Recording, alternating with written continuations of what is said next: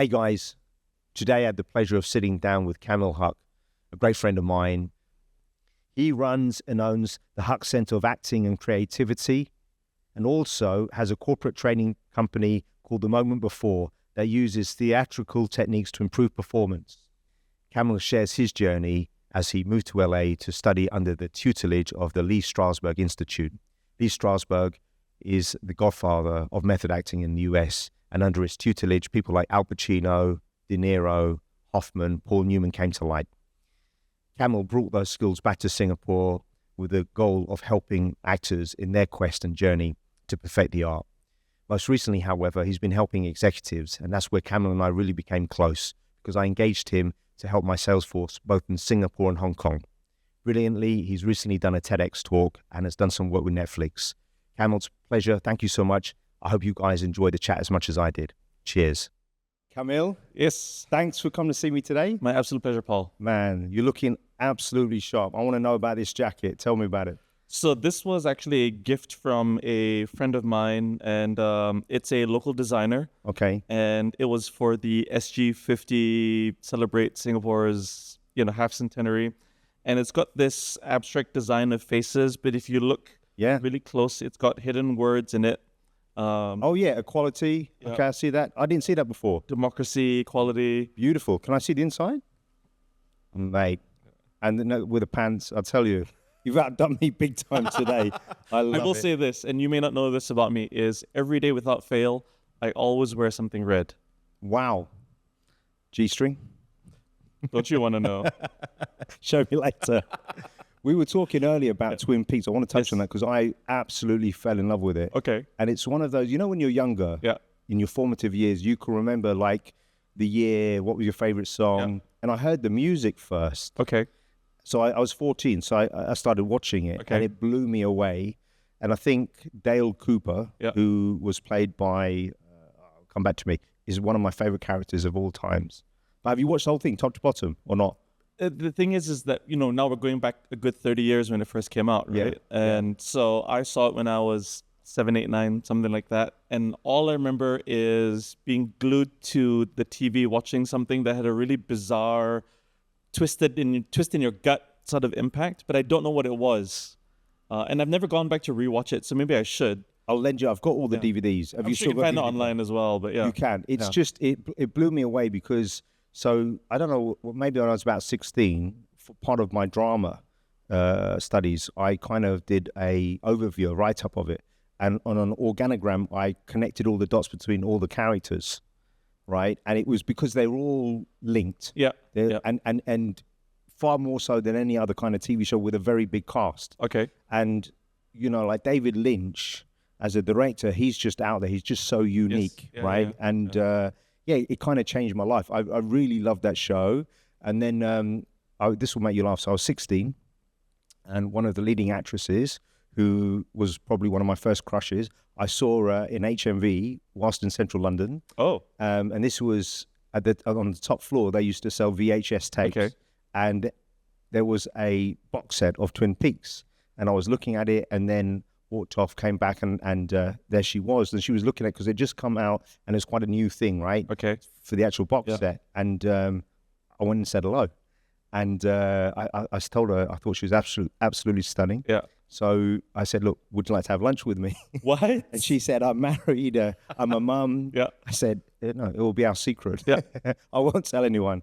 And but I was young. So she laughed, and I said, look, my grandfather's restaurant, he's passed away now, it's just across the street. Okay. Why don't we have lunch together? Yeah. And we had lunch. No. And then she sent me, maybe 2 or 3 weeks later, I got the whole box set. Yeah. I got, Laura Palmer's diary, some outtakes of the scripts, so it was just very sweet of her, right? What? Yeah, blew me away. What are the chances of that happening? Well, but you know what? The thing is, what I realized back then was if you don't say hello and ask, it won't ever happen. Yep. And for her, I was just a young guy, right? She wasn't that much older than me. Yeah. But it took a little bit of courage. I mean, what's that saying? You miss 100% of the shots you don't take, right? Wayne Gretzky, 100%. There you go. So look, I want you to give a quick introduction, who you are. Sure. Tell me a little bit about you. Sure. So my name is Kamil Haque, as you know. I am born and raised in Singapore. I'm of multi-ethnic descent. I am the chief moment officer of 3 different companies. The first is The Moment Before. The second is Haque Center of Acting and Creativity, or HCAC for short. And then the third is Method Productions. I'll go through each of them. Please. So Method Productions is a corporate training company that uses theatrical techniques as well as human design thinking and coaching to help people within the corporate world sort of overcome any performance anxiety or help them be better in performance, because I believe that everything is a performance and everyone is a performer. Next, HCAC is Singapore's first acting school. And within that business, my teachers and I, we help people from all walks of life, be it professional actors to people who I call creative double lifers, find the creative juices or the creative fire that they may have lost or that they've always wanted to fulfill or to stoke, but they've never had the opportunity to. So we give them the platform to get the techniques and training that I had the benefit of receiving. And then we also give them the opportunity to showcase their techniques in various shows that we then produce through Method Productions, which is my third company. Wow. So it's almost like an entire vertical where we want to be able to make art as accessible to people and demystify a lot of the curtain that people either impose upon it or it imposes on itself. Yeah. Okay. Beautiful. Now, what I want to do today is I want to, because a lot of people won't know this, but I love acting. I grew up watching movies. I wanted to be an actor, as you know, and I wanted to tell a little, because we have deep roots in history, really because of our, well, your parents, my wife's parents, you know, so your dad was best friend with Uncle Brian, Tara's dad. And I was trying to think when I first came across you, because I think I came across your work. I'd heard of you. Okay. And what I don't know if you've realized this in life, there are some people that don't like strong personalities, that are big characters. I'm typically drawn to them, right? And some people find them intimidating. And I had come across some of your work and I thought, well, that's a man I want to get to know. And then I remember us having a call and I said, you know what, could you train my guys? And I flew my team down from Hong Kong, the Singapore team, and we did some training with you. And because I feel that especially for people in sales, and we'll come back to that in a minute, and young children, acting 100% is so powerful. So how did you get into it? So you grew up in Singapore, born and raised. So how I got into it was, so what happened was my parents at the age of 7, they brought me to what was then Orchard Cinema. Now it's Orchard Cineleisure. They brought me to watch Dead Poets Society. Was that your first movie? Not my first movie, but one of my first few movies. What an amazing movie to see. And the thing is, you don't know how amazing it is at 7 years old. You're just going to watch a film, right? Yeah. And after the film is done, they buckle me into the backseat and we're driving home. And I begin asking them questions about events that happened in the film.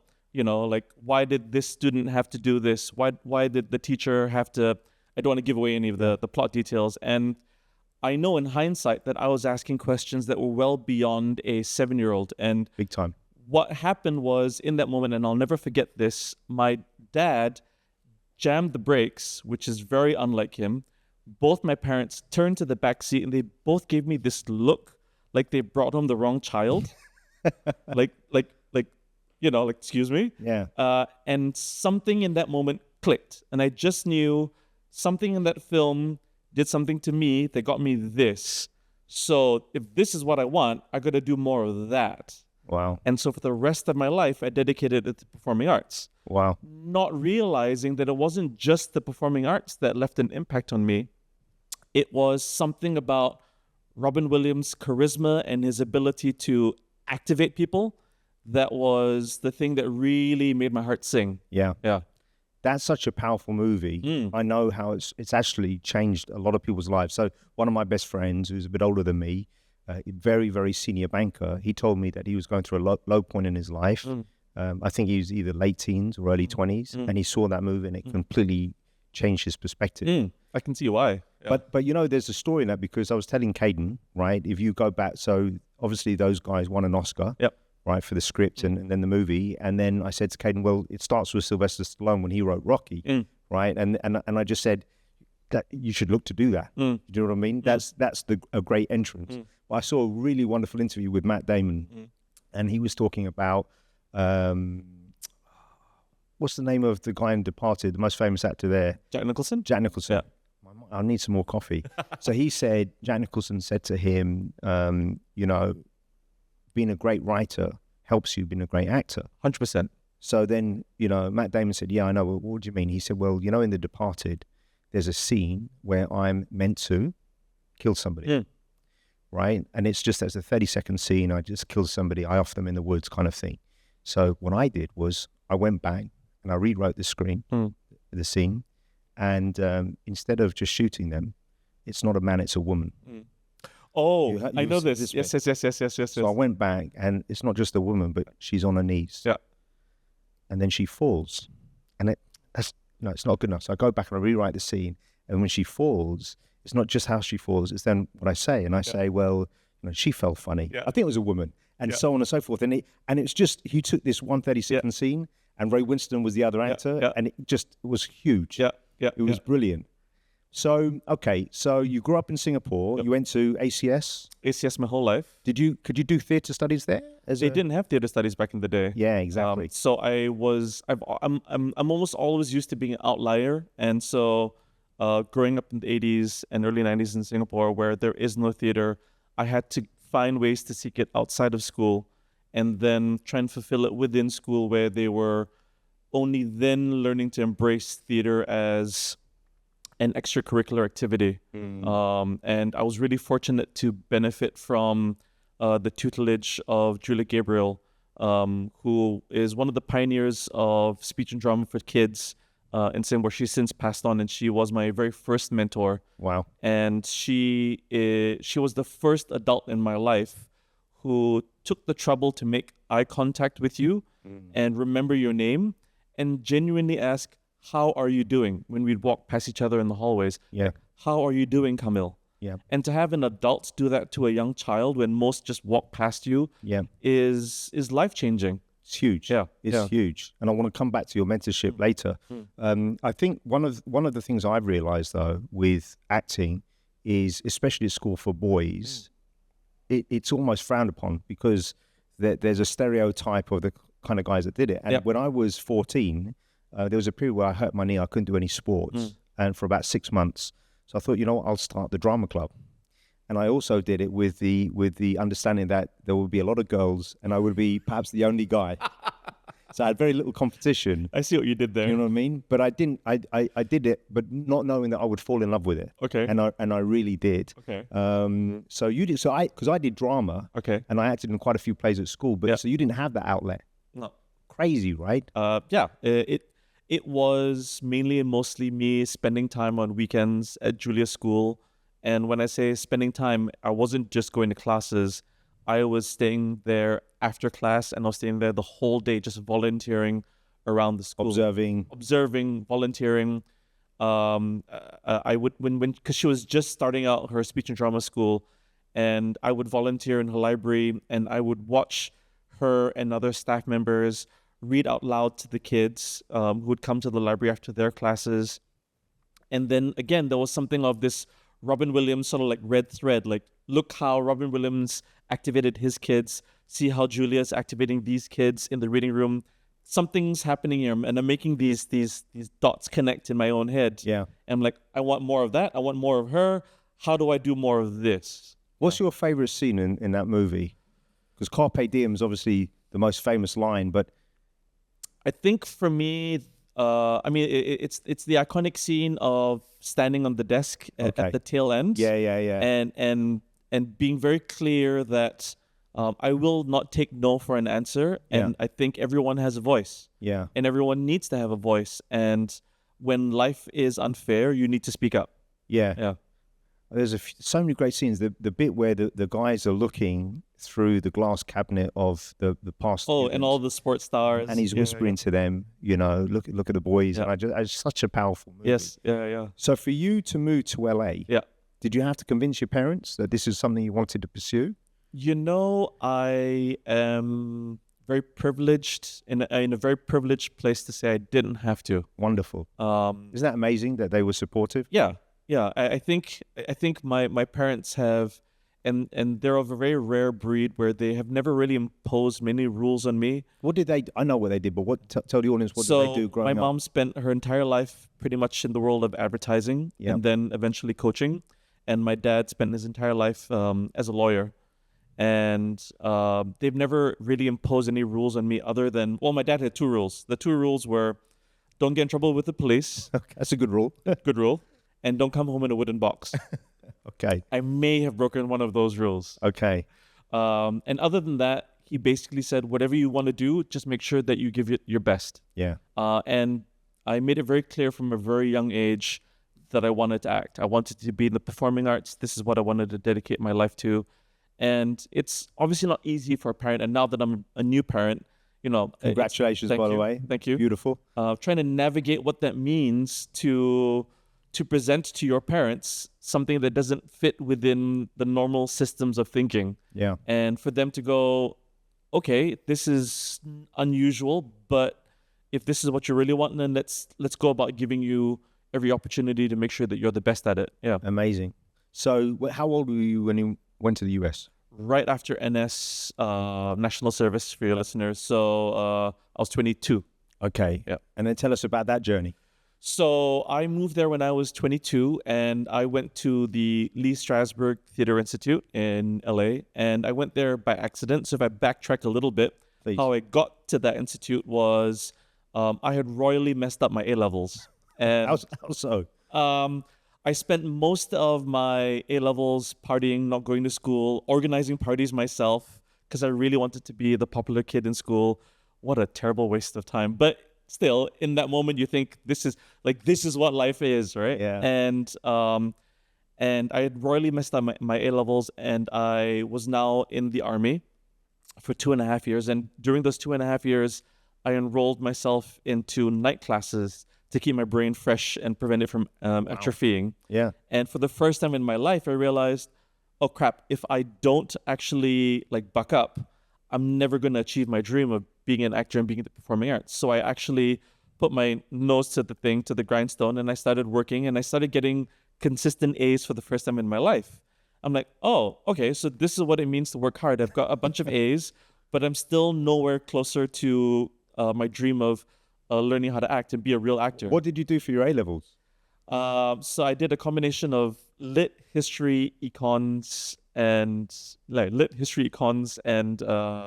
Again, they didn't have theatre studies, right? Again, because I did A-level theatre studies, and it was... Have it in my time. Yeah. I thought I would have done it. You would have done it. And so here I am with crappy A-levels, some very good private school grades, and I go back to Julia, my first mentor, and I said, Julia, I'm really lost. I don't know what to do with my life. I know this is what I want to do.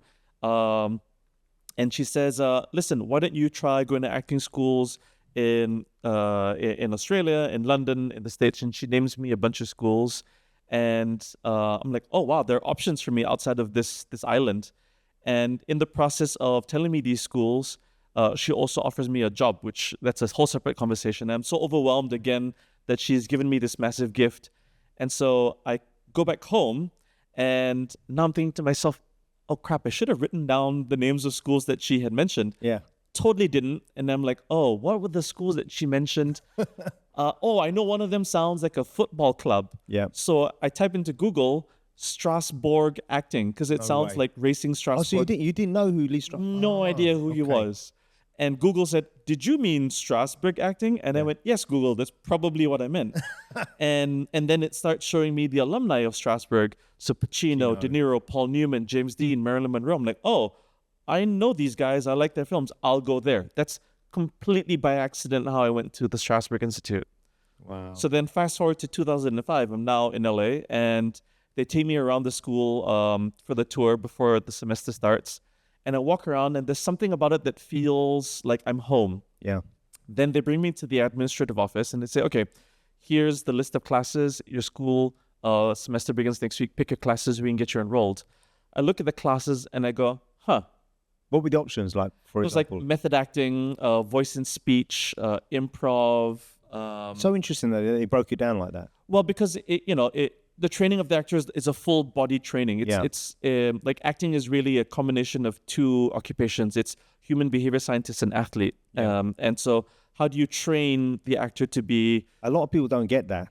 Well, because it's again, there is this weird curtain that we impose as artists, but also that audiences go, oh, that's not for me. I can't do that. But it's not that difficult when you break it down. Yeah. B, it really is something that we do on a daily basis. We just don't realize we're doing it. So, but the thing is, if they let you choose, can you see, like, as a student, you can choose one direction that you're headed in? So, for example, that you may want to be an actor, you may want to be a director. At that point, no, it was pick some classes. And then, again, it's your first semester, so you're sort of like going in blind a little bit. And I was going in blind. And then I look at the schedule of classes and I go, oh, actually, I don't want to study here. And they're like, excuse me, what? I don't want to study here. And then the head of administration was like, you flew 10,000 kilometers and you paid a bunch of money and you did all these admission essays. You're here and now you're telling me you don't want to study here. I'm like, yeah, I don't want to study here. And then she's, so what are you doing here? I'm like, well, I want to teach here. She's like, what? You teach here? I didn't know that. I'm like, yeah, I'm going to teach here and I want to teach here.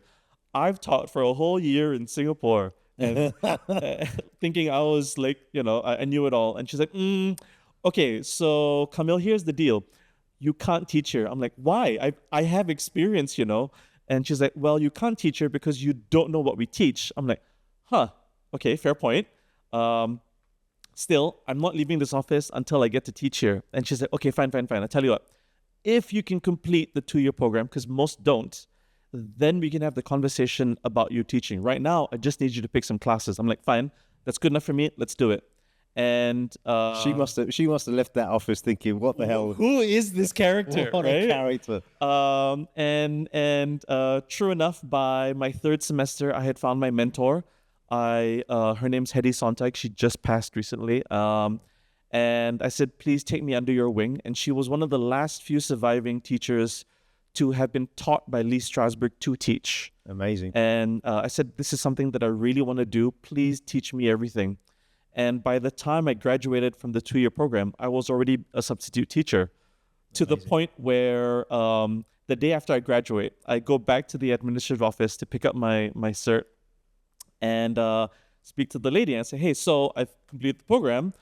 I'm here to teach. And she's like, don't you already teach here? Yeah. I'm like, why? Yes, I do. Great. Well, you start on Monday. I'm like, wow. Okay. That's how it is. You must have been, because if you think of what was unique about that journey is when you started there, you're already thinking, you're running parallel. Yes. Knowing that this is what I want to do. Yes. Whereas a lot of people, you see a lot of teachers go back after, but they're not thinking that at the time. The thing about Lee Strasberg, I think a lot of people will know him in terms of, Godfather of method acting. And other people will know The Godfather Part 2, Hyman Roth, but they don't know he played Hyman. They won't necessarily connect the dots. Yeah. And the thing is, if you've watched The Godfather 2, he's chillingly scary. Yes. In the most understated way. But you're trying to work out what is he really up to. Yes. Right. Yes. And you never really know. Yes. He's pulling the trigger behind the scenes. Yes. So powerful. And that's the best kind of villains, where they're not like, yeah. They're so innocuous or seemingly innocuous. Yeah. The other one that comes to mind is the Jew hunter from Inglourious Bastards or Hannibal Lecter. Yeah. They're almost charming and charismatic, and in a weird way, you want them to win. Yeah. Which is, to me, the best kinds of villains. Well, Anthony Hopkins, I saw an interview with him once, and he said as he got older, he realized less is more.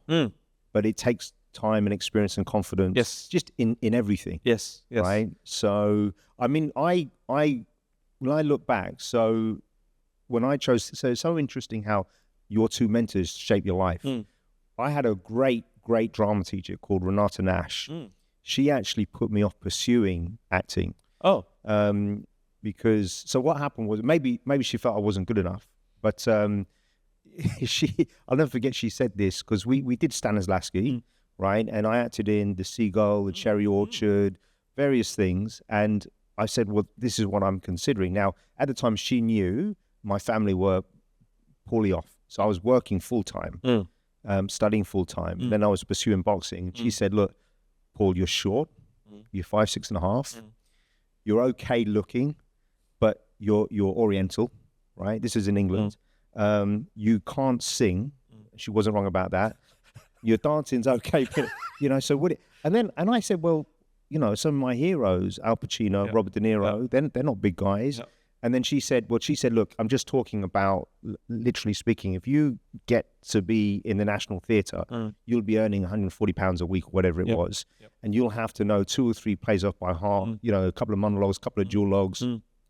So just from that perspective, and that really, because at that point you're gung-ho. Yeah. Yeah. And I just thought I was either going to become an actor or a boxer, but I thought boxing first, and I will go into acting because I can do this forever. And she actually put me off it, and that was okay. Maybe I didn't have enough conviction to do it to begin with.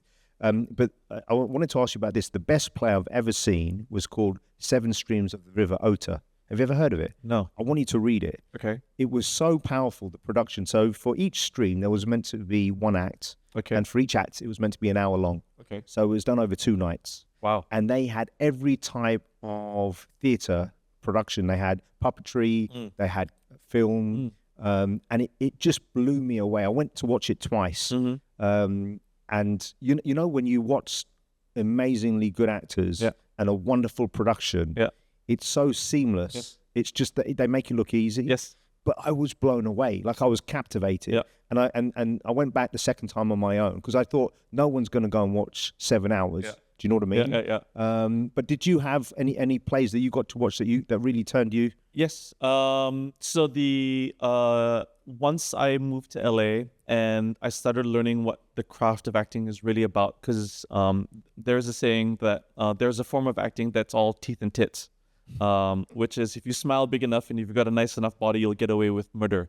But it's very superficial and very outside approach versus if you really understand the craft of acting, it's also a very deeply internal and personal process. And the first time that I saw that embodied on stage was in LA, and I saw a production of Fences by August Wilson, which has been played by James Earl Jones on Broadway, and then now Denzel on film with Viola Davis. And I saw some beautiful character work, so some beautiful physical choices, but there was something that was moving on a vibrational level internally with each of the actors that I had never seen before, at least not in Singapore. And it caused me to begin to follow the production, and I saw it maybe about 4 or 5 times. Wow. In different venues around Los Angeles. Different actors, different cast? Or? It was always the same cast. Okay. I love that. And I just wanted to see,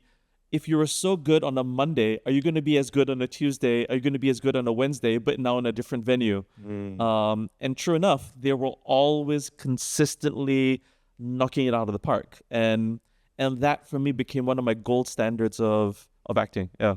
It's funny because every time I go to the UK or New York, I'll always go and watch something. Yes. Always. Yes. I don't like musicals. Yeah. I love plays. Same. Yeah. Unfortunately, I don't understand how you feel that much that you break out in song. I can't. You can't do it. So this time I was disappointed. So I took my 2 daughters to US for 3 weeks. Okay. And we're only in New York for 3 nights. Okay. And my daughter's first crush, Talia, hopefully you're not embarrassed, I'm telling you, is Grant Gustin from The Flash. Okay. Right? That was her first crush. Okay. And I said, he's on.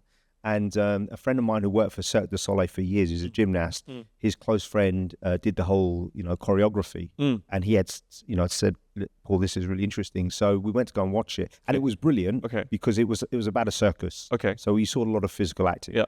But I was gutted because I wanted to watch your play. Yeah. And so the last time before that I was in New York, I was, who's the guy that played Ray, the New York? Jamie Foxx? No, not the movie. He was in Wolverine. He was the brother. Oh, Lee Strasberg. Yeah. Yes. So I went to go and watch him in Les Miserables. No, I can't remember. It was a French. It was a French play. Okay. And I was sat down on my own, and there was an old white guy in New York in his 70s, and I said, "Hey, how you doing?" I said, "Do you speak French?" He said, "No, why?" I said, "The play's in French, mate." He goes, "Really?" I said, "Oh, of course, it's a French play." Oh. And he said, "Are there subtitles?" I said, "I don't think so." So he was about to get up and leave, and I said, "I'm only joking."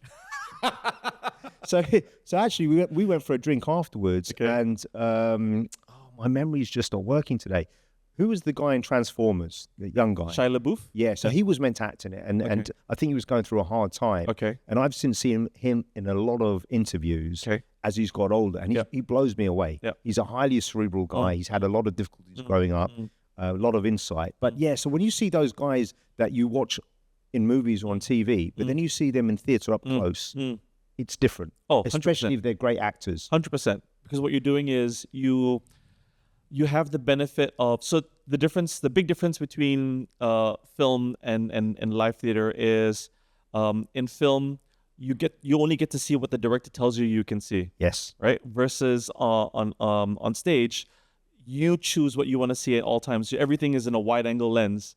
So even if the light is on that actor, but I choose to focus on that actor who's hiding in the shadows, I'll want to watch that actor hiding in the shadows, and you get your own intimate performance of the minutia of things versus being told what you can see. And that's something very empowering for the audience. It's visceral. It is even more visceral because now you're seeing actors joust and you can't hide as well. Yeah. You know, I used to go and watch plays at the National Theatre every week because you'd get a student discount, right? Yeah.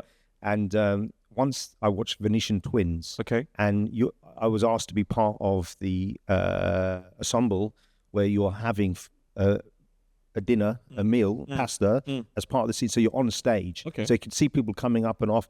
And it just blew me away, right? Because you're there and wow, this is amazing. I absolutely love it. So when actually, you know what? When I was researching Lee Strasberg before today's podcast, I didn't realize that he'd also coached Anne Bancroft and Dustin Hoffman. And I was thinking, like, how far did their method acting go for The Graduate? You know, do you think they have a little bit of a kiss and a cuddle? I mean, I wouldn't put it beyond them, especially at that time. I mean, mind you, we weren't living in such an overly sensitive, woke world as well. Yeah. So then that allows you to then feel intimacy is not such a touchy subject. Yeah. So I wouldn't have put it beyond them to some degree. I want to know, give me, some of your top actors of all time that you really admire, that blow you away. I'm curious. My favorite actor is one that not many know. He's only been in 5 films before he passed away. His name is John Cazale. He was Fredo in Godfather. Oh, yeah. So Godfather 1, Godfather 2, Dog Day Afternoon, The Conversation, and The Deer Hunter. Those are the only 5 films he's done before he passed away. Amazing. And he's my favorite actor. And the reason why he's my favorite actor is because he brings so much pathos to everything that he does. Yeah. And you can see there's something happening in the internal mechanisms. So he's one. Dustin Hoffman. Growing up, he was someone that I hugely admired for the character work that he did with Tootsie and then Rain Man. Oh man! And Kramer versus Kramer. Kramer. Yeah. Amazing. By the way, Tootsie and Mrs. Doubtfire, 2 of my favorite movies, just in terms of comedy, right? Yeah. It's so larger than life, and yet grounded in these heartbreaking, tender moments, and I love that. Jessica Lange in Tootsie, she blew me away as well. She was lovely. Yeah. That was a brilliant movie. Yes. Okay. Yeah. Hoffman. So Hoffman, John Cazale.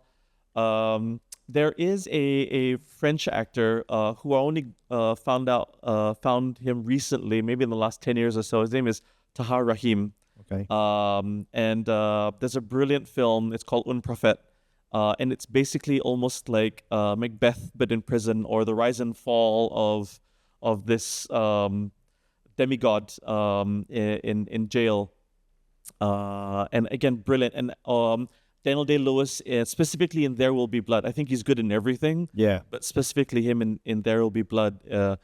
What I'm really drawn to, I think, are really strong characters that almost in some ways carry the film. Yeah. Or the film sort of like is the film is orbited around them, or the film has this magnetic sort of like pull because of their work. But I realize there are very few actors like that, because when I don't want to name them because but there are quite a few actors that I feel only really work well in an ensemble cast. Yeah. Right, it takes an incredibly talented individual you know, to lead the line. Yeah. And where, you know, you want to watch, it could be nobody around them or random actors. So rare, right?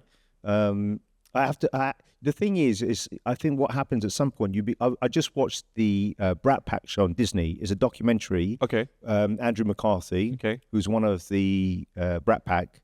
And then they're trying to define who's in the Brat Pack. What shocked me was he said it completely ruined his life. And Emilio Estevez, he interviewed him, said, so he hadn't seen Emilio Estevez since the premiere of St. Elmo's Fire. Okay. And he said, look, they got branded really as being these lazy guys. It was, you know, off the back of the Rat Pack kind of thing. And because of that, they were worried that they would never get called to do serious work. And I never thought of that, because I just thought these guys were the coolest guys kind of growing up. But it's interesting to see how they felt about it and how serious they were about acting in your early 20s because you get typecast. Yes. You know? I think what many actors and even people outside of the industry don't realize is that at the end of the day, acting is a business. Yeah. And it's not just the craft and the talent that you develop to put on the performances or to play the characters, but also how do you then navigate the business side of it, the marketing side of it, the understanding that you might have all the skills in the world to play this character, but the world sees you as this character. So take me, for example, coming out of acting school, or even while I was in acting school, all I got was Middle Eastern terrorist. It's terrible, right? It is, and it was, especially back then, because I had just moved to LA in a post 9/11 world. Yeah. And when you think about it, yesterday's headlines are going to be tomorrow's stories. Yeah. And so everything that was coming out at that time, or everything that was being churned out, or every villain was basically a Middle Eastern terrorist of some sort, right? And so on the good side of that was I was working a lot, but on the bad side, I was basically dying and everything, and it was very one-dimensional performances. And I remember this, my very first agent who kept sending me out for Middle Eastern stuff, I called him up and I was extremely frustrated. And I remember telling him, I need you to know some things. A, I'm not Middle Eastern. B, I'm not a terrorist. C, I absolutely hate violence. D, I'm a trained, pardon my French, actor. Yeah. Right? Like, you've got to give me more than this. And then I just railed at him, and he was quiet. And by the time I had exhausted myself of just going off at him, he said to me, when you grow up, call me back. And then he hung up the phone on me. Jeez. And I got even more livid because, how dare you tell me to, and then I didn't work for about 6 months. And then I realized that in some ways he was right. Yeah. Because I'm not the characters that I'm playing. I am simply who the industry sees me as. And in order for me to be able to find my place in the industry, I first got to understand that as an entry point, I'm going to have to play the Middle Eastern terrorist with a face like this and facial hair like this. I'm going to have to play the pedophile, the rapist, the drug dealer, all these unsavory characters in the fringes of society. And if I can do that, which I eventually embraced, then it allowed me to have more doors open to me. You can break through, maybe. To break through and play other things. Yeah. It is tough. It is. What is your heritage? Let's share it with everyone, because we're both of mixed descent, right? So I've done a full family tree. You've done it. I'm a mix of 9 different ethnic groups. That's all. That's all. Just a small little, So it's Pakistani, Dutch, German, Portuguese, Armenian, Javanese, Chinese, Filipino, Spanish, and Norwegian. But people just see a brown guy. Correct. Or, what part of the Middle East are you from? I'm like, oh dear. It's crazy. Even Isaac's laughing. He heard that. But it's funny, right? Yeah, it's really, I mean, I remember, I don't know if I told you this, so I grew up in Southall in London to the age of about 11, 12. Okay. And on my street, there were 110 houses. Okay. There were only 2 non-brown families, a Jamaican family and my family. Wow. And I'm half Chinese, half Irish. So I really got it. Yeah. And, my dad was Irish, so he didn't like the English. Yeah. The English don't like the Irish. Yeah. So with Quinn being an Irish centre, I got it. And then when I was in Ireland, which I always felt like I was going home to Ireland, I don't know why, just because my dad was such a strong seminal figure in my life, I really got it because English accent, looked Chinese. Yeah. And then so I thought, let me see where my mum's from. Yeah. And I came here when I was in my early 20s. And then I got a different type of reverse racism because I don't speak Mandarin. Yeah. So what I realized is wherever you lay your hat, you've got to call home and be yourself. Yep. Be authentic. Yep. And find your own little corner. Yeah. And then make sure that you fortify your own corner, and then make sure that when you build your fortress, no one can attack you. Exactly. Yeah. So I want to talk about mentorship. So do you remember I told my son Caden last night that I was meeting with you, and I said, we're doing a podcast, and he said he did an interview with you, and I connected you guys. And I know that you're a mentor to his best friend. Tell us about Darshan and how that came about with his mum. So Darshan and his mom came to watch me in a one-man show that I did in January of this year called White Rabbit, Red Rabbit. Okay. And the premise of the performance is, as an actor, I'm not to know what the script is about. And the first time that I get to chance upon the script is when I open it up for the first time in front of an audience. So for all I know, it could be 2 lines from the writer saying, go ahead and entertain them for an hour. Yeah. And that's it. Who's to know?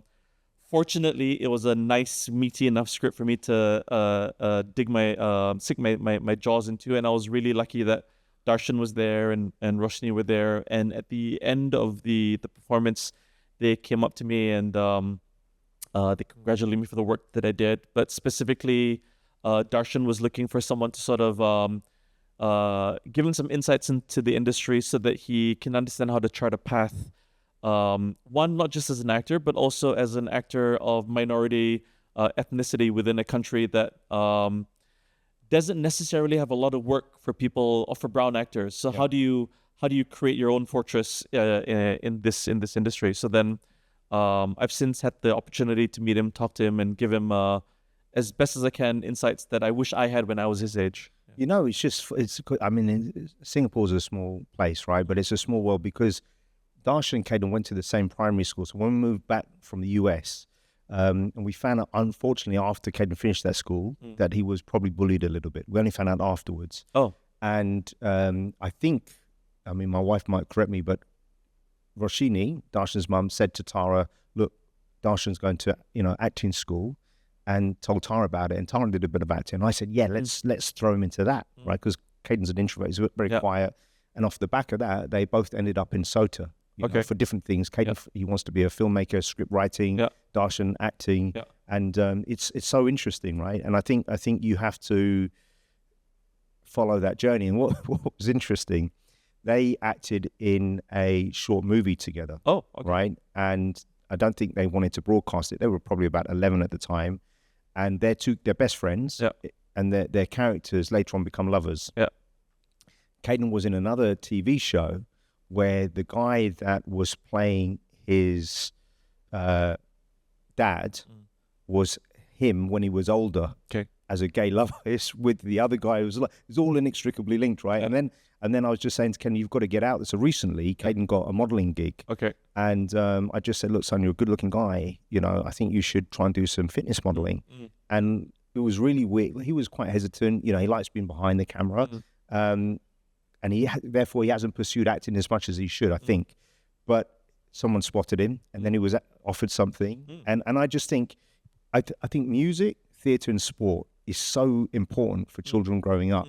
And I feel in Singapore, it's a bit of a shame because you're forced to maybe choose one thing. And I think when you're younger, you need to find out, like, maybe you like football, maybe you like rugby, maybe like tennis, but you've got to try a few things. Yes. And the other thing I always say to my kids is, look, the reality is very few people will maybe go on to do that one thing for a living. Yep. So just enjoy it. Don't have any worries about, being world-class. Expectations that I've got to... Yeah. And I think that's the thing in Singapore, it's pretty intense. And then you have to choose one thing. But, when people ask me as being a parent, what would you... And I unequivocally, I say, I think acting for children is brilliant because there's teamwork. You typically, if you get involved in a play, even if you're the lead actor, you've got to help paint the set, do everything, clear up. It's a team sport. It's a team sport. You've really got, and then it's like if we're talking, I forget my lines. You know my lines, so you whisper them to me, and then we roll again, and it's just this camaraderie, which is unlike anything else. But I, what are you going to do with Dominique?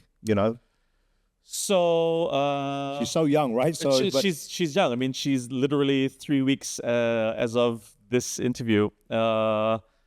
So my wife has got grand plans for her. Has she? Already. Yeah. Is she whispering to her in her sleep like you will become? Well, I wouldn't even say so much as whispering as telling her in her face right now, this is what you're going to be. So my wife speaks multiple languages. So she speaks 3.25 languages, as she likes to say. So it's English, French, Mandarin, and then smattering of Spanish. Okay. And so she wants Dominique to learn as many, if not more, languages. And I'm effectively monolingual. Okay. No, I don't think you are. I think you can speak 3 languages as well. English, very well. Yeah. Bullshit. Yeah. And the language of love. So then maybe my daughter will speak multiple languages then. There you go. So she's already talking to our daughter in Mandarin and French. Brilliant. And my job is to make sure that our daughter is extremely proficient in English. And as far as I'm concerned, I would love if my daughter were to pick up the performing arts, but I don't think I want to impose that on her, because then it's I'm robbing her of her own process of self-discovery. Absolutely. And likewise, I'm fully aware that she is the daughter of 2 entrepreneurs. Yep. And so if she ends up picking some level of entrepreneurship or skills that are derived from being an entrepreneur, all the power to her. Even if she ends up being someone's employee in some MNC or what have you, there is something about owning your own work. You have to. It has to be your choice. Correct. It's really funny because so Talia, I think, could be a great actress. She's 15. Okay. But we haven't pushed it upon her because she loves sports. Yeah. But she's acting in her first play on Thursday next week. Okay. So I'm really excited to see that. And I think she 100% would be a method actor, like the way that she climbs into things. Yeah.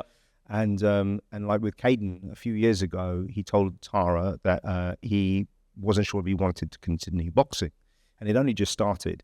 And she told me, but she said, you can't let Caden know that I told you. I said, okay. So I sent him a text message. I said, look, I'd like to invite you out for dinner. Yeah. And Talia, our now 15-year-old, was away. Yeah. So he said, no, let's bring mummy and baby. Okay. So, okay, fine. But we weren't getting to the meat of the conversation. Yeah. And Ivana was very young at the time. So they went to the toilet. I said, look, your mum's told me what you shared. Don't be upset with her.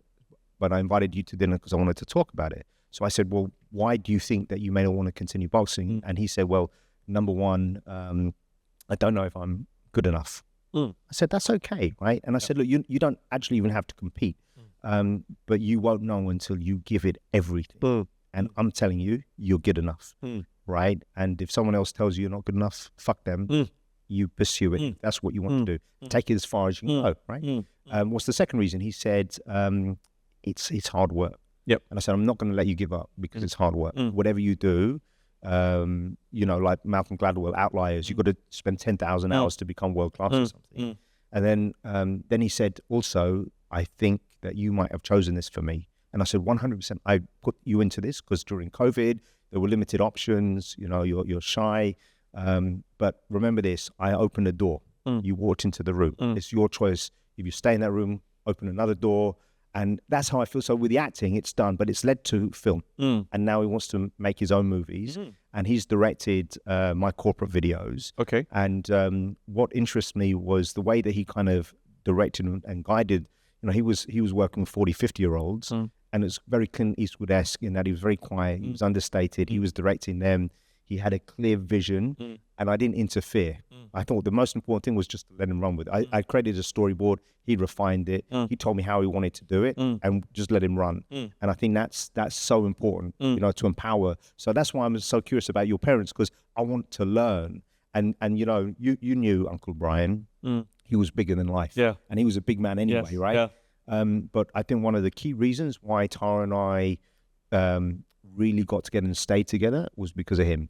Because after maybe 2-3 months, he invited me to spend the night, right? Because I was the bus home to Buktima, from Buktima to where I lived on the East Coast was over an hour. I couldn't afford a taxi. So he said, look, you can spend the night, but you can't stay in Tara's room. You've got to stay in the guest bedroom. I said, no problem. Of course, I snuck in, but anyway, as you do. But then what was really interesting, maybe about 4 months into our relationship, she was away in Hong Kong, and he called me up Friday night. He said, what are you up to? And I said, I'm just having a drink with a couple of colleagues. And he said, look, why don't you come out for dinner with me? So we had dinner, went for a few drinks. And Uncle Brian, he took me to, cricket club. Your dad was president of the cricket club, right, for a long time. And then to all these, his friends' houses. And then he said, well, why don't you spend the weekend? I'll cook you breakfast in the morning. And so I said, that sounds lovely. It was a bit unusual, I thought. Anyway, and as we were coming in at 1 o'clock in the morning, very drunk, he said to me, Paul, you're the son that I never had but always wanted.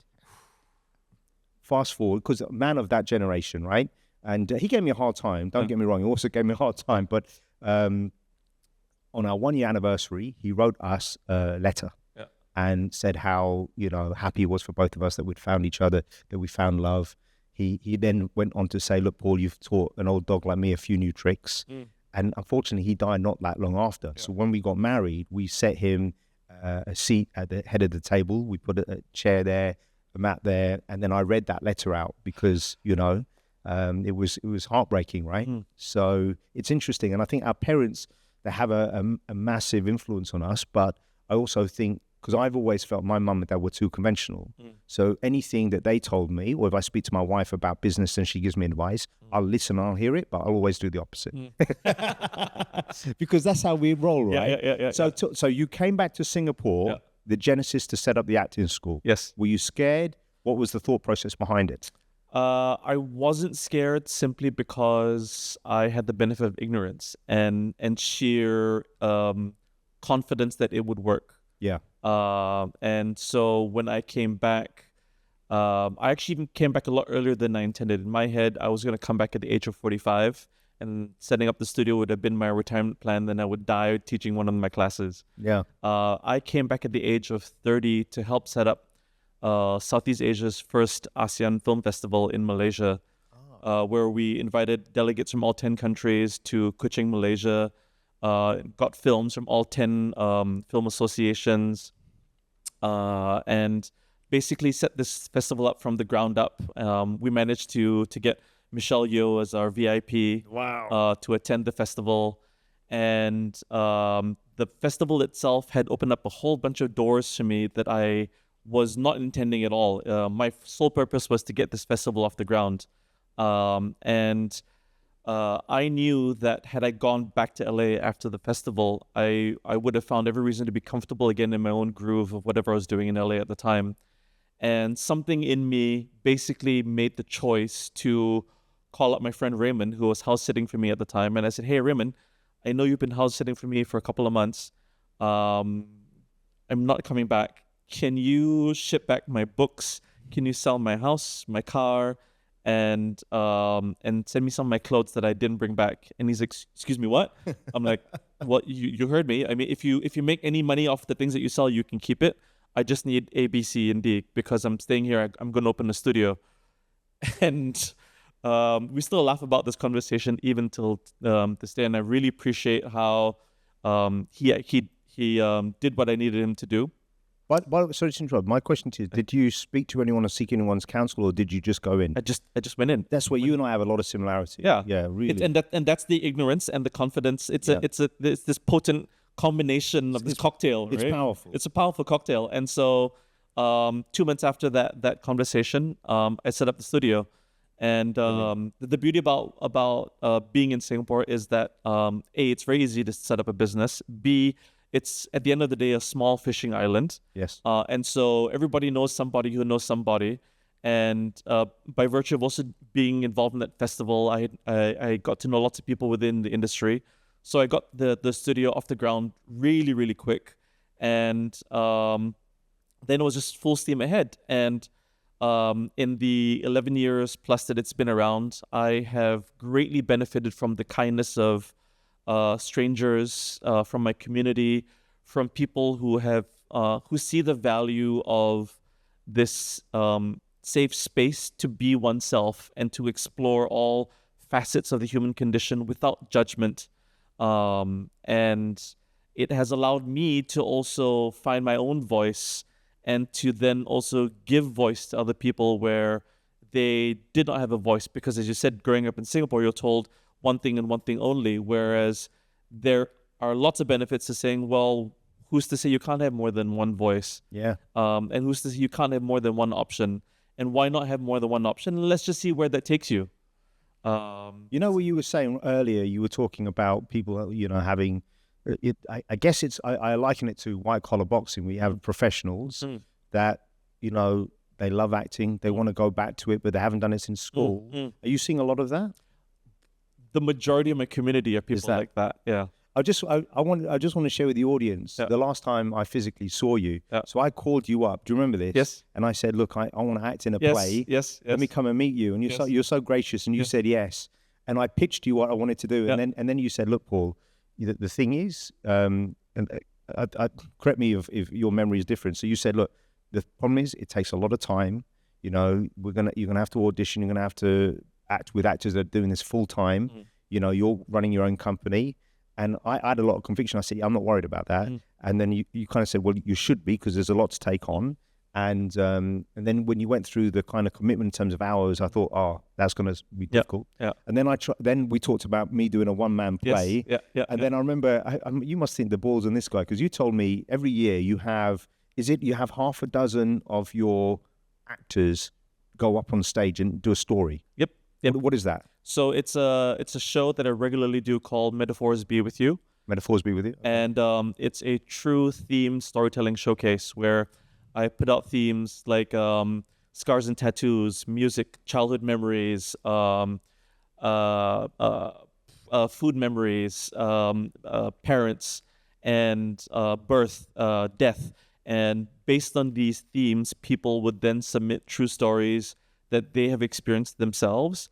I would then help them edit the stories. Yeah. I would coach them on the delivery of the stories. And on the day of, it's not too dissimilar from a setup like this. It's a microphone, it's a mic stand, it's a speaker, and then you have the story in your hands. You don't have the pressure of needing to memorize it, because that adds another layer to it. Yeah. And it seems deliberately simple and almost overly simple, but there's something magical that happens in that room, because the audience of strangers takes great pleasure and pride and simpatico in seeing the courage and the vulnerability of someone share a life-changing moment that they've experienced with this audience. Yeah. I remember when you told me, and I said, look, I want to do it, and you said, you'll have to audition for it. I've got to, and I said, let's do it now, motherfucker. And I said, I'll tell you a couple of stories. Get your ears bleeding. And we did that over a coffee. I'm like, okay. Yeah. But no, that was really fun. Talk to me about the projects now that you're doing, because you were going to share with me, and I didn't want to hear it until we discuss this on the podcast. I want to hear all about what's happening with you right now. So aside from running the studio, I had the great privilege of presenting a TEDx talk last year. Amazing. On how to ace your next performance, and it's the power of the moment before, which is, what are you doing to prepare yourself physically, vocally, mentally, spiritually, and how do you practice self-care and self-soothing to get yourself in that ready state to sort of give your best. And since then, that's spun off into the moment before, which is this corporate training arm of my business. So I'm spending a lot more time investigating how I can contextualize what I do really well with method acting and put that in the arena of corporate training, where people, leaders, C-suites, they understand that it's all a performance. So then how are you preparing yourself in these arenas? How are you tuning the strings of your guitar so that you can do your very best, and you're no different from Daniel Day-Lewis or Meryl Streep on the corporate stage. And through this, I have, and you're the first person who's hearing this. So thank you. Major world exclusive here. I love it. I have recently, a couple days ago, been greenlit the opportunity to meld the work that I do with performance arts and the work that I do in corporate training to bring together in September the world's first immersive, interactive, Web3 inspired play. Wow. That will debut in Singapore in September. It's a one night only performance. Wow. Yeah. That's so exciting. It's a bit scary, right? Because there's so many different moving components, I would imagine. It is, and yet, so I've done a lot of immersive interactive productions. The biggest one up to date, I directed Netflix's first immersive interactive production. I didn't know that. Yeah. Wow. This is for their promotional launch of. Have you seen the movie Knives Out? No, oh yeah, of course, yes. So it was the sequel Glass Onion, and they needed an immersive interactive production put on, and so I directed that. So that's my biggest to date, and this Web3 company or this crypto company approached me and said, "Hey, listen." How did they get to know you? Do you know?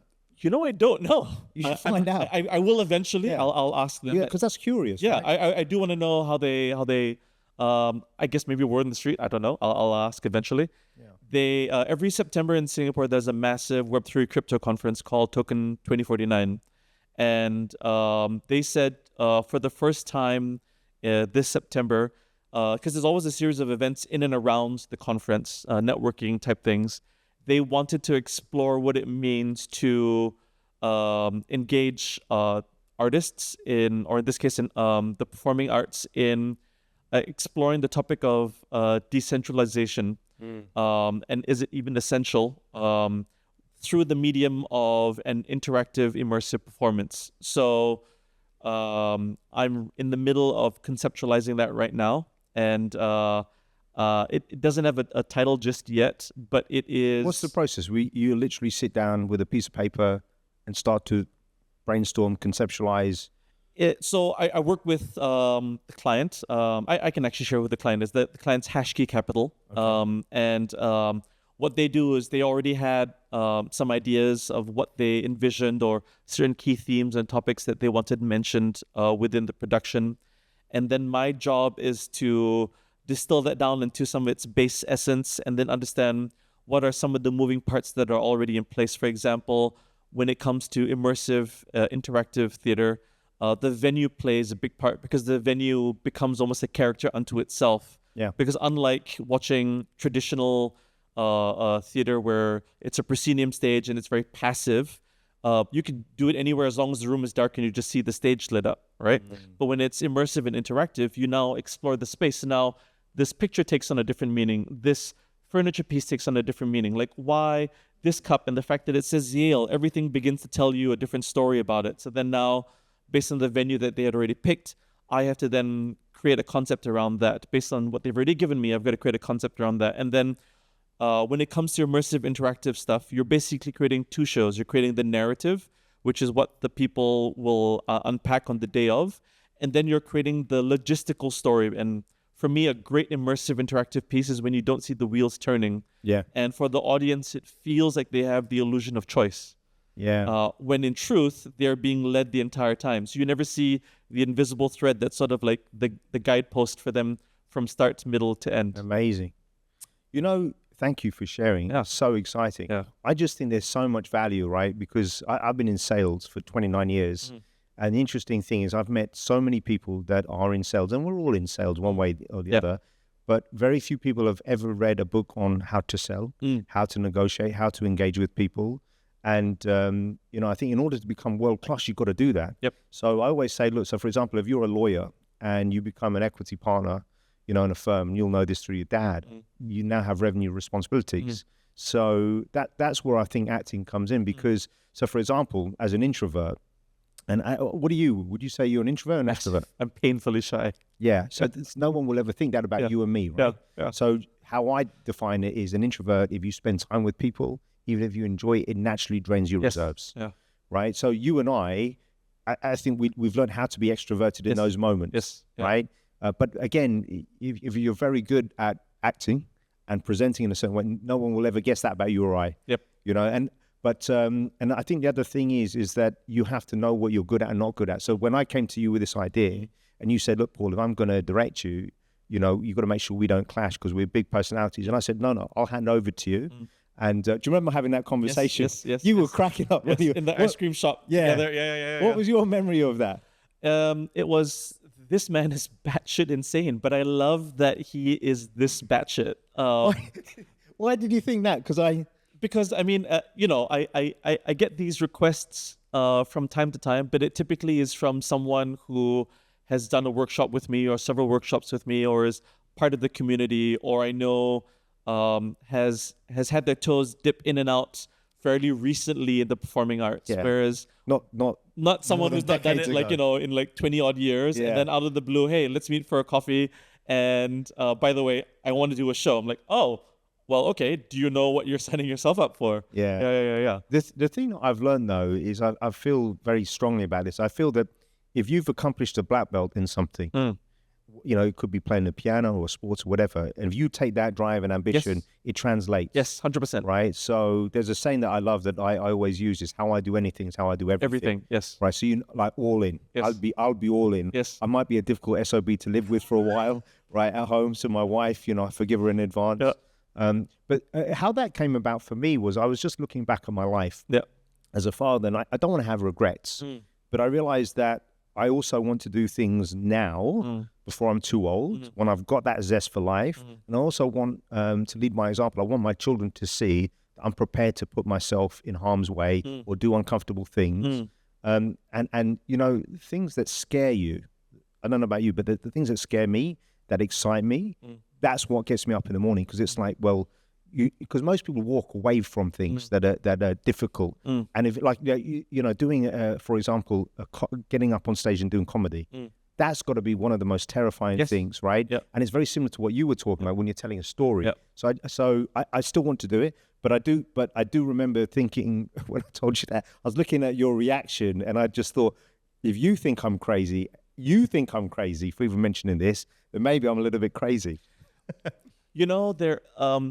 There is crazy, and then there's insane. Okay. And I always have room for crazy. Okay. Because crazy means that this is something that no one has done before, and what you didn't see as we're having this conversation is I'm doing this internal calculation in my head of, is this possible? Does this guy have it? What sort of play could he do? What sort of character can he play? Logistically, what will we need?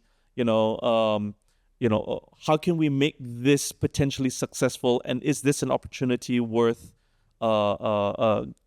expanding?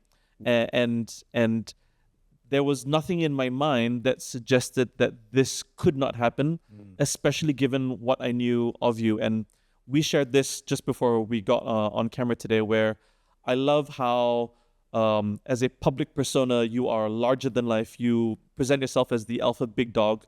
But I've also seen you and the posts that you share on social media about your wife and your children, and the conversations that we've had about Uncle Brian. And even in the training session that we had together, that there is this little boy inside. 100%.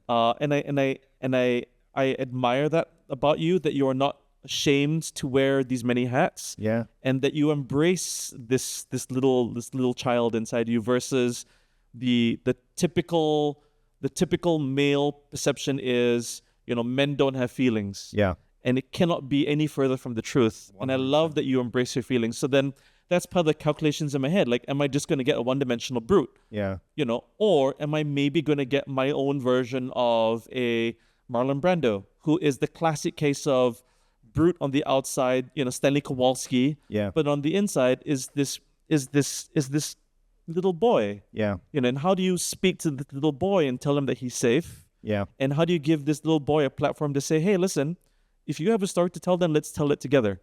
And that's what I saw in that conversation. Thank you, man. It's interesting because for the majority of my life, I always thought I loved confrontation. I'm not scared of anyone,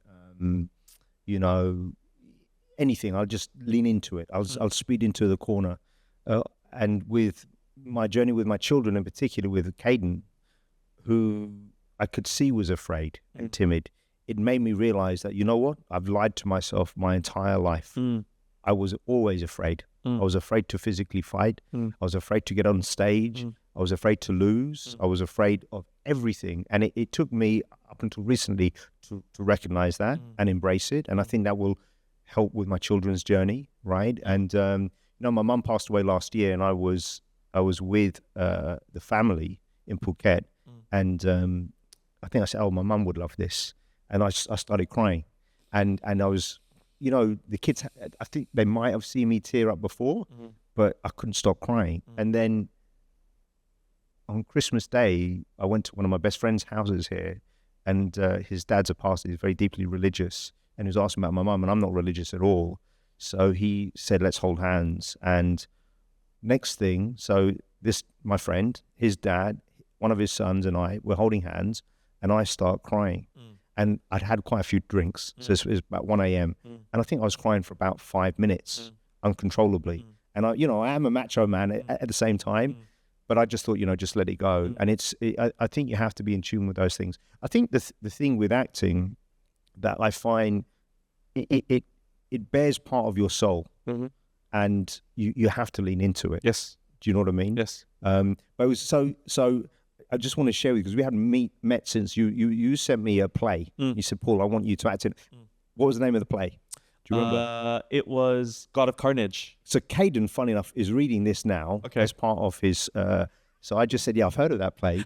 And, you challenged me because you said, I want you to read this. Don't watch it. Yeah. And the natural thing is let me watch it, right? Because I'm dyslexic. I'm very slow reading. Yeah.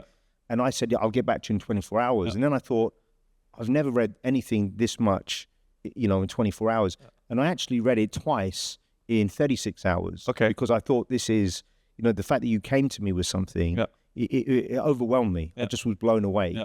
But you must have thought, this guy's a dick. Because I said, you know what? I don't think I want to be in this play. Yeah. And I just want to share with you why. Because and then you sent me another play for the, it was a one-man play. Oh, yeah. Before that. Yeah. And the reason why that one was, there was an intimation, potentially, that he was a child molester. Yep. And I just thought, because I'm not a full-time actor, doing a variety of things, I can't have people think that, right?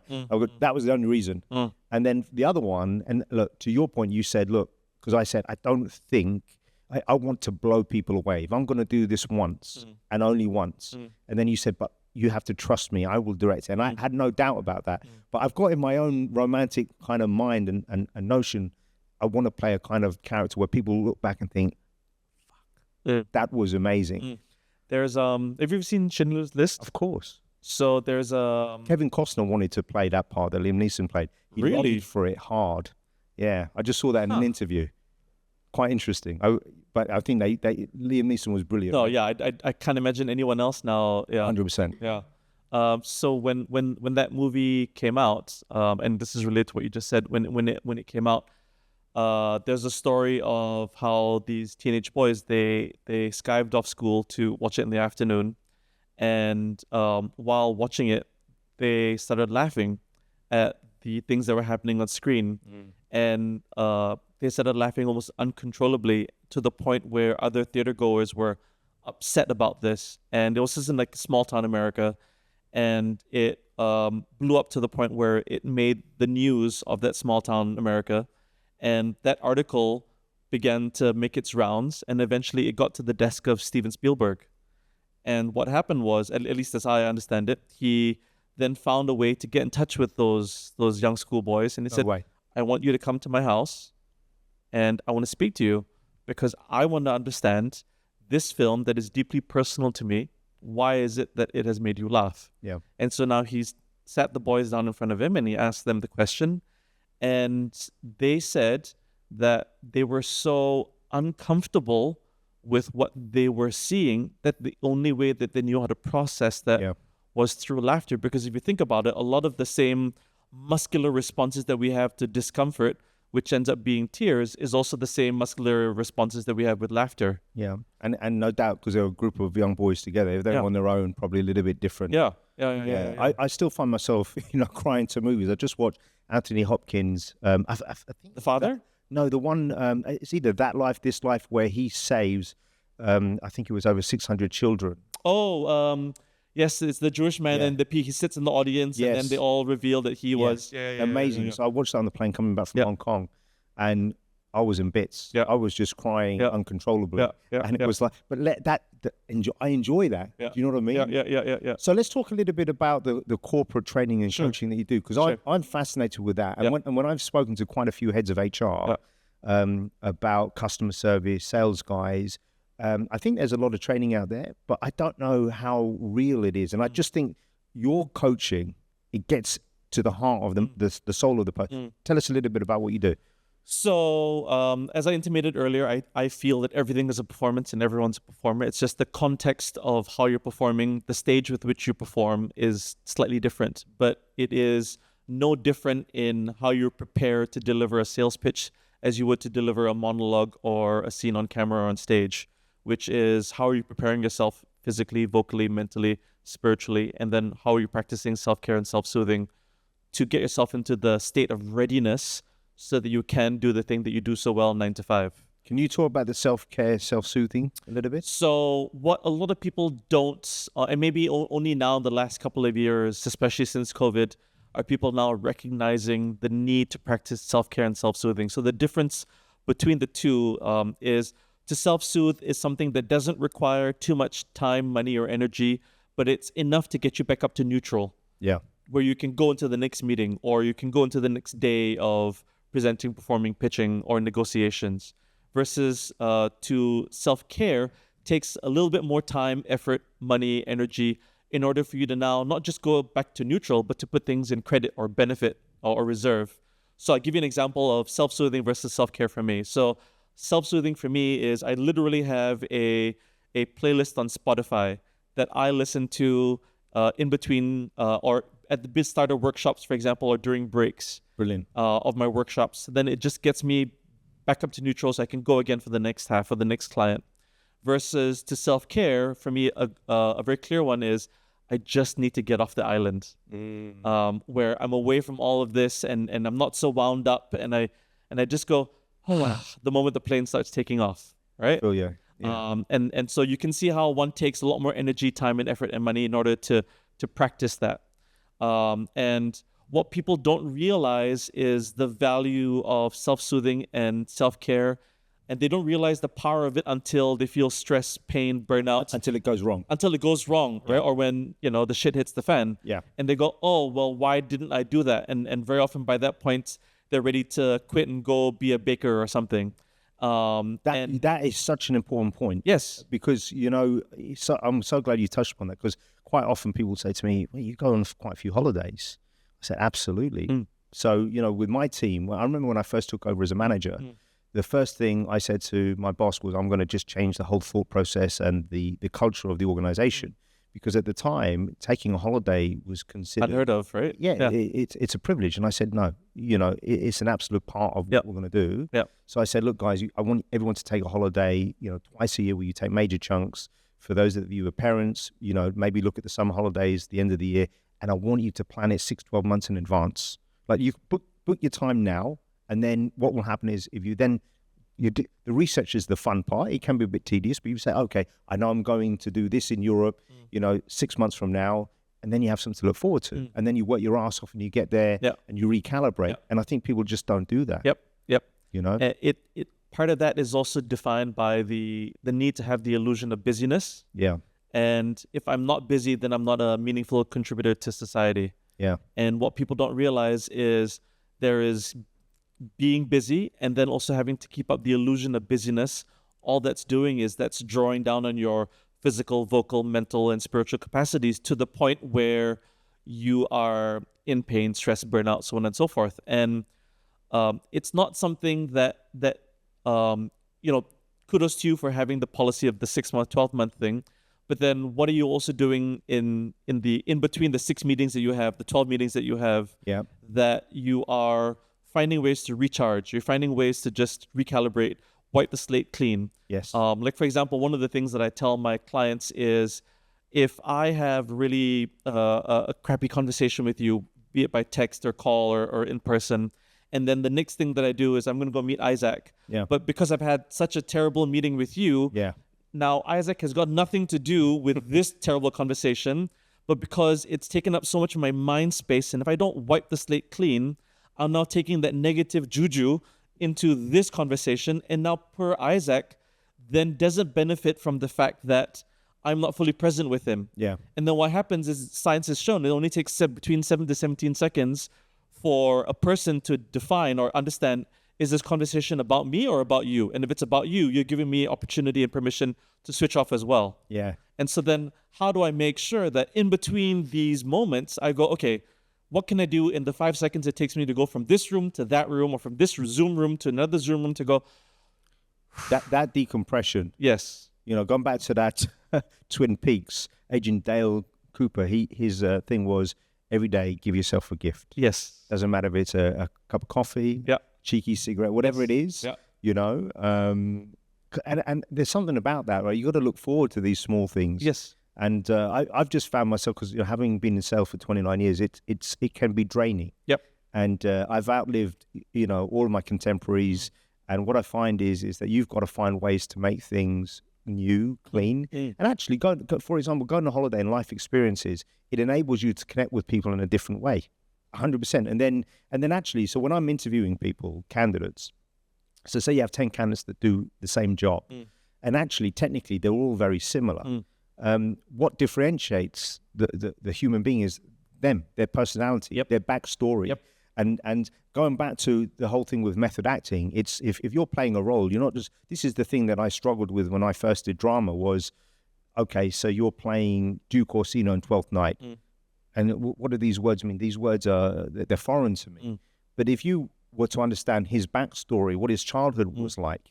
So one of the books that I'm reading at the moment is about how to read horses and connect with horses and how that translates to leadership. So if you have a horse that's very nervous or aggressive, it's because that horse has experienced things, as a colt, for example. And then if you have anxiety or aggression, it's going to clash.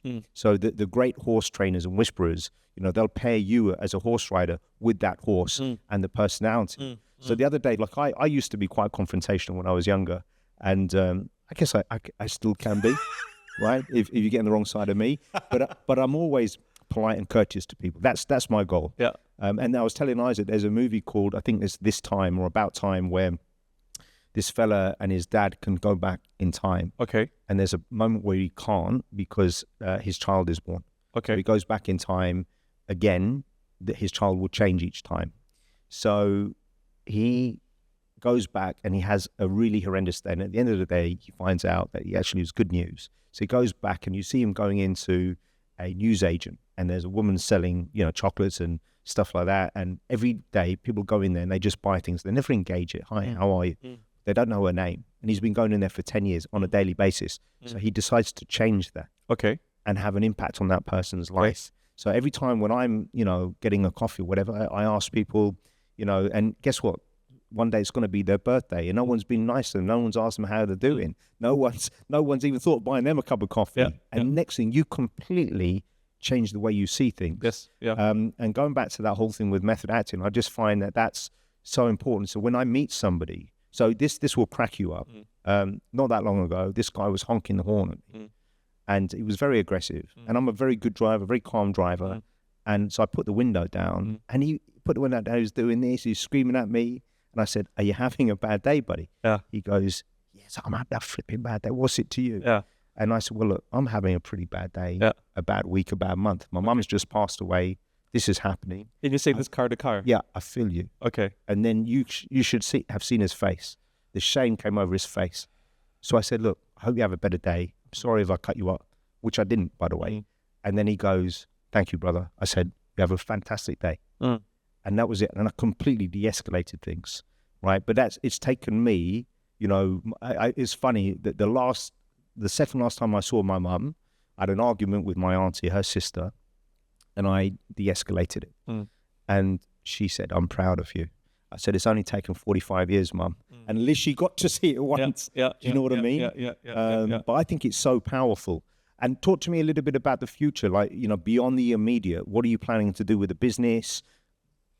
So the current trajectory looks like this, where I still will maintain the acting studio, but now I'm exploring, as I mentioned, more opportunities within the corporate space, the training space. So I've, since the last time that we worked together, I've expanded my offerings within the corporate training side of things. So not only is there storytelling and pitching, there's voice and speech.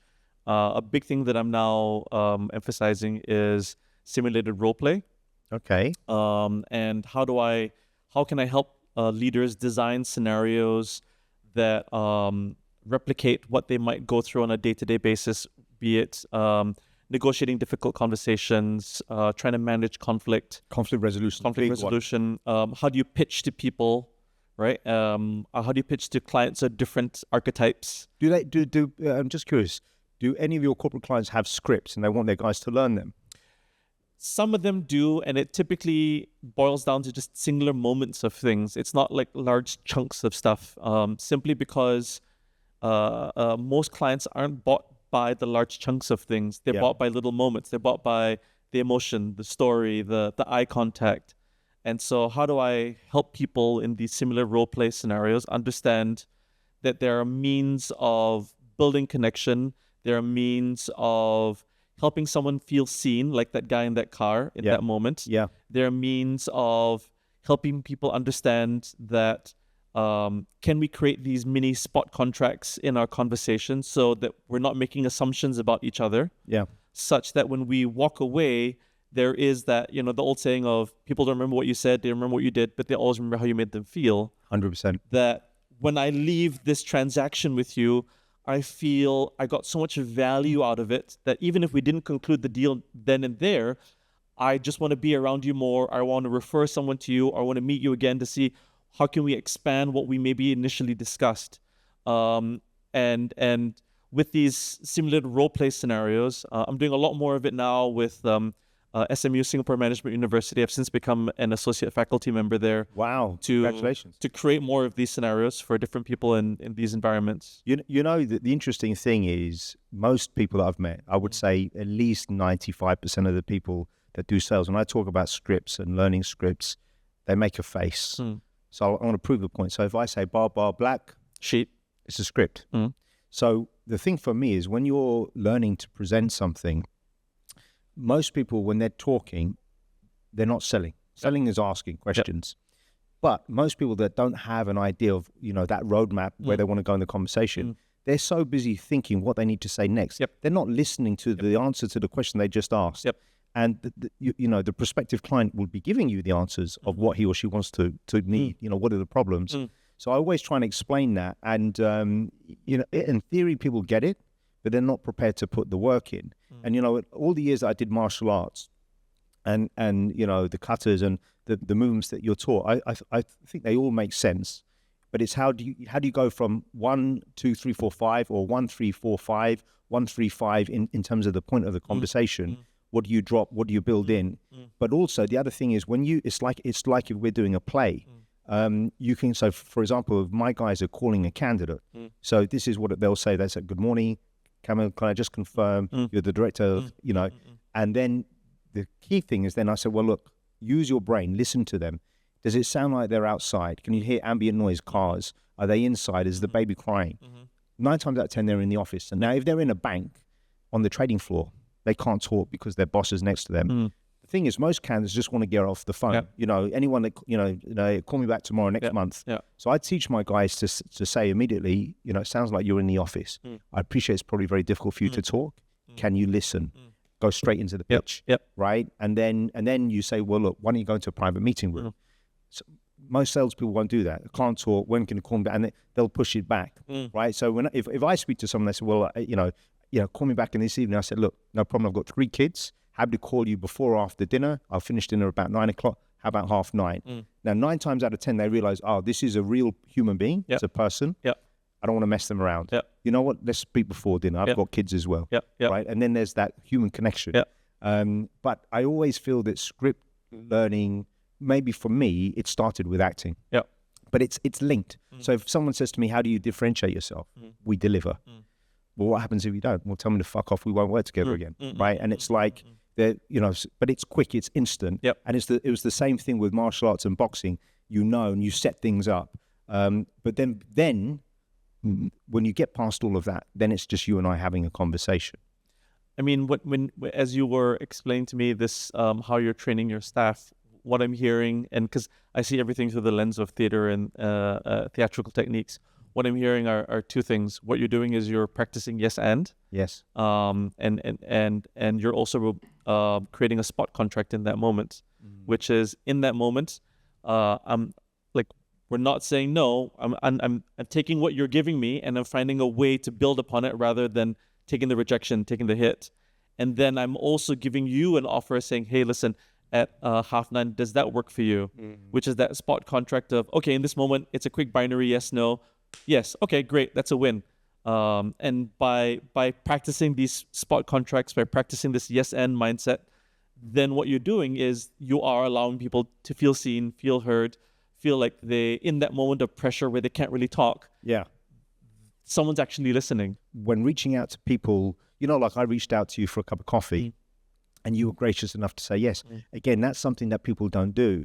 And, now in the world that we live in, text messages have replaced phone calls. Phone calls have replaced meetings. But I just think one-on-one time, it's so precious. And I'm grateful. But listen, thank you so much for sharing today. Is there anything else that you want to cover or discuss? We've gone through a lot. That's a very big question. Well, actually, I have a question for you. Ask me. Which is, if you were to take, what do you know now about sales that you wish you knew when you first started? And then in relation to that you can connect to the world of acting? One thing. Read everything. I know it sounds very generic, right? A lot of people are auditory or visual. I find reading, I'm dyslexic, so I struggle with it, but reading, underlining things and taking things out. So anything that you read, if you extract something from it, you'll be able to interject it into anything that you're doing today, either in that role, if you're acting, in that client or candidate you're speaking with. Literally, we could go to my bookshelf and take anything out and correlate it. Should we try? Sure. All right. I'll go and get. Okay. Tell me what bookshelf. So one down to the left. Okay. Tell me when to stop. Stop. Okay. All right, here we go. Tell me what page to stop on. 18. Page 18. My favorite number. Not 69. Okay. So here, it just says... What's the book for everyone? Yeah. Bringing out the entrepreneur in you. Okay. Okay. So I can only have a very lucky day if I had invested in a relationship that allows me to earn the right to every dollar. Right? So I would immediately take from that. So if I'm speaking to a client or candidate, we'll come back to acting immediately. So let's read again. I can only have a very lucky day if I had invested in a relationship that allows me to earn the right to every dollar. So if I look at what we do, I'm really proud of this. In the last 17 and a half years, just over 96% of the people we've ever placed, they're still working in the companies that we placed them with. And so I'll give an example. When my guys speak to a candidate, and if they're headhunting them, and the candidate says, look, I've just got promoted, I'm not interested, I've just got a new job. Most headhunters think that's the end of the transaction. They put the phone down, the salesperson put the phone down. And that's, so the first thing I say, congratulations, that's fantastic. Can you tell me where you're going? And say, we ask about it. I said, well, look, it's been an absolute pleasure. Maybe you could be kind enough to help me. I'm looking for someone just like you, right?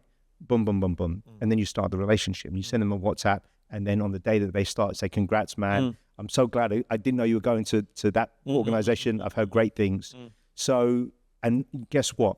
That comes back. I believe in karma, right? But if you were to take that into a role, right? So let's just say one of the roles that you were suggesting I was playing, it's one. They're both fathers of, children that had an argument, and then one of them was quite obnoxious, and so like why? And maybe he's had a bad day. Maybe he's had pressure at work and he's not delivering. Maybe he grew up and his dad wasn't very nice to him, and you connect the dots. So that's why I think information and opening your mind to many different things. That's a very long answer. That's a great answer. I what I'm getting out of that phrase you got out of the book is something that I try and teach people as well, which is when you're interested, you're interesting. Yes. It just boils down to that. Like, if you're interested in your preparation, if you're interested in the story that you're telling, if you're truly interested in the person that you're talking to, don't worry about being interesting. You'll naturally just be interesting. Yeah. And people will just want to be in your orbit. Well, it's like when someone the other day asked me, what's your diet? And so it's not just what you eat, right? It's your sleep, Yep. what you read, Yep. you know, how much you smile and laugh. Like, I believe in balance. Yep. So I enjoy a good drink. Yep. I enjoy a cigar. Yep. You know, I enjoy all those things. I enjoy fitness as well. Yep. And unfortunately, I'm not a professional sportsman, so I can do a bit of everything. Yep. So yeah, I think investing in people is a big one, and I'm invested in you. And do you think you actually think I've got the balls to do a play? Yes, I do. What sort of roles do you think would I do well and reflect well on me? And do you think you would be able to direct me? And I'm just curious. I think, well, I'm going to pitch you a massive curveball with a wild one. Yeah, I'm ready. Why not do a localized version of Death of a Salesman? Wow. Sally is reading that right now. Oh, she is? Yeah. Why are all your kids reading the plays that I'm suggesting to you? Maybe because you know what to read. Okay. Yeah, because again, it's a father. When you say localize, you mean in a very Singaporean environment and setting?